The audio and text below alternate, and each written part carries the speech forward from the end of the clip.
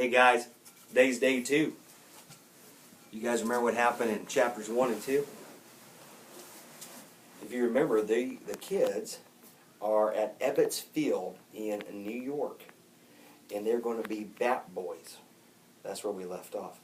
Chapter 3. Take Me Out to the Ball Game, one of my favorite songs of all time. The twins led Jack and Annie to the entrance of the stadium. They all joined the crowd streaming into a round lobby. The room had marble walls and a ceiling lamp made of baseball bats. A sign hung over the ticket window saying, $1 general admission. Uh-oh, said Jack. He and Annie reached into their pockets. We don't have any money, said Annie. We don't either, said Otis, but we don't need it because, Bat Boys! Bat Boys! A tall man in a uniform rushed over to them. His badge said security guard. That's us, said Jack. You're late, said the guard. The manager of the visitors' clubhouse is looking everywhere for you. Get over there. Oh, yes, sir. Yes, sir. Jack knew just what the guard meant. The visitors' clubhouse was a place in the stadium where the out-of-town team prepared for the game. Wait, can our two friends come watch the game for free? Said Annie. They helped us. Of course not, said the guard. Everyone has to pay, unless they're part of the game, so come on. The guard headed in front of him. Sorry, we can't help you, Jack said to the twins. Oh, don't worry. We always watch from Bedford Avenue, Otis said. We lie on the sidewalk and peek under the gate, Olive whispered. We can see a lot of center field, said Otis, and a little bit of left field, too. Hey, Bat Boys! The guard shouted. Gotta go, said Jack. Thanks a lot. Yeah, thanks a million, said Annie. She and Jack hurried through the tunnel and followed the guard. Then they crossed a ramp and headed to the ballpark. You're working for the Braves today, the guard said. I'll get the clubhouse manager. Wait here. And he walked away. Oh, man, Jack breathed as he and Annie looked around. Compared to the Little League ballpark back home, Ebbets Field was huge. Fans were filling the stands. A band was playing. Take me out to the ball game. The breezy air smelled of roasting peanuts, hot dogs, and grilled onions. On the field, umpires in dark suits were talking to each other. Around the baseball diamond, team members were playing catch. The men all wore jerseys with blue letters that spelled Dodgers on it. Look at the Dodgers Bat Boys, said Annie.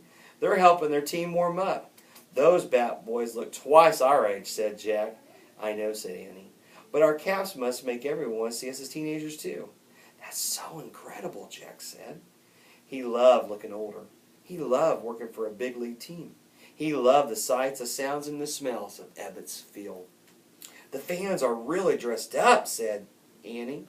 In the stands, the men and boys wore suits and hats. The women and girls wore dresses, jackets, and white gloves. It was really different from Frog Creek. At the ballpark, at home, grown-ups and kids wore jeans, shorts, and sweatpants. Jack noticed something else that was different from Frog Creek. Here, half the stands were filling up with mostly white people. The other half were filling up with mostly black people. At home, people of all colors, they sat together. Annie pointed to a black Dodgers player signing autographs on baseballs. Who's he, she said. There's actually a picture for this one, boys and girls.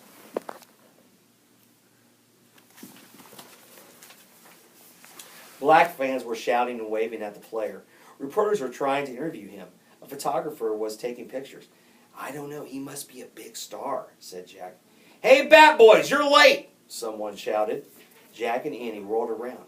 A short, wiry man was striding toward them. He must be the manager of the visitors' clubhouse, Jack thought. You've only got 40 minutes, the man roared. The Braves will be here any moment. Their trunks have just delivered from the station. He pointed at the door of the clubhouse. Go inside, get to work. Oh, yes, sir, said Jack and Annie. Without another word, they hurried inside the visitors' clubhouse. They went to work. Chapter 4. Good job, boys. Jack and Annie knew exactly what to do. Jack felt like he'd been a bat boy all his life. He hung a bag on a hook. Then he and Annie headed for the equipment trunks lined up near the door.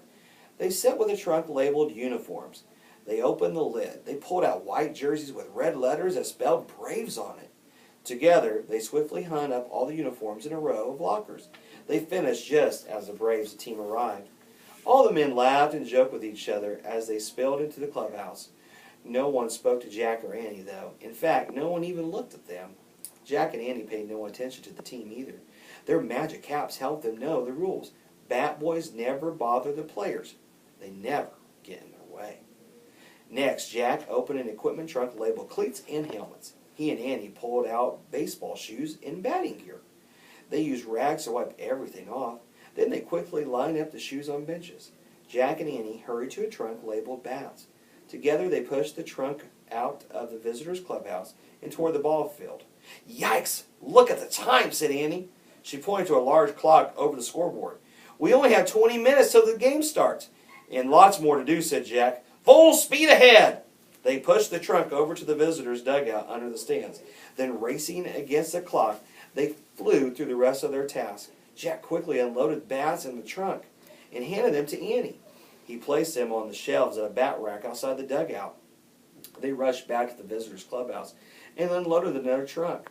They pulled out a first aid kit, shin guards, a catcher's mitt and mask, and boxes of chewing gum. They carried all these things to the Brave dugout. By now, the home team, the Brooklyn Dodgers, had left the field. The visiting Boston Braves had started their warm-up. The noise in the ballpark was deafening. The stands were full of people. "Hey, Bat Boys!" a girl yelled. "Get us an autographed ball!" a boy yelled. Jack looked up. Kids were shouting at them from the stands. "An autographed ball, please, please!" "Oh, sorry," said Annie. Jack shook his head. They both knew the rule. Bat balls never do favors for fans. Jack hurried into the clubhouse. They unloaded towels from a trunk. They filled jugs with water from a sink. They packed baseballs into a canvas bag. They carried everything to the dugout and put it all in the right places. "Uniforms, cleats, shin guards, and masks," said Annie. "Water, first aid kits, baseball towels, baseball chewing gum," said Jack. "Anything else?" "Nope, we did it," said Annie, looking at the clock. It was 2:25 p.m. The game would start in 5 minutes. "Good job, boys, good job," said the clubhouse manager as he passed by. "Oh, thanks," said Annie. Jack and Annie quickly took their seats on the bench in the dugout. The Boston Braves players sat near them, looking tense. Some scowled and folded their arms. Others chewed gum or tapped their feet. A voice came over the loudspeaker. "Ladies and gentlemen, please rise for the national anthem." The crowd stood. The players stepped out of the dugout and placed their baseball caps over their hearts. "Oh, no," thought Jack. He and Annie couldn't take off their caps. If they did, everyone would see them as kids.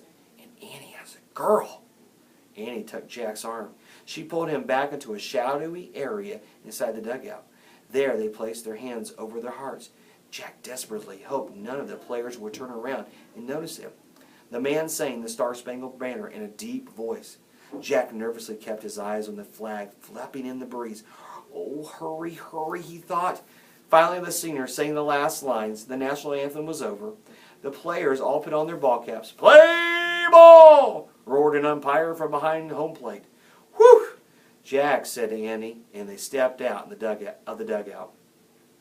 Noise filled the park. Fans cheering, horns honking, bells clanging. "See ya," said Annie. "Yep," said Jack. They both knew exactly what they had to do. Annie was in charge of the bats. She ran to the batting circle. She knelt on the ground, ready to pick up the bats the players dropped at home plate. Jack was in charge of baseballs. He hauled the canvas bag over to a stool near the edge of the diamond, and he sat down. A strong breeze gusted over Ebbets Field. Jack pulled his cap down firmly on his head. Then he leaned forward to watch the game. His heart was racing. Now the hard part begins, he thought. We'll stop there today. Hope you enjoyed chapters 3 and 4. We'll read chapter 5 tomorrow. Foul ball! Until then, see ya!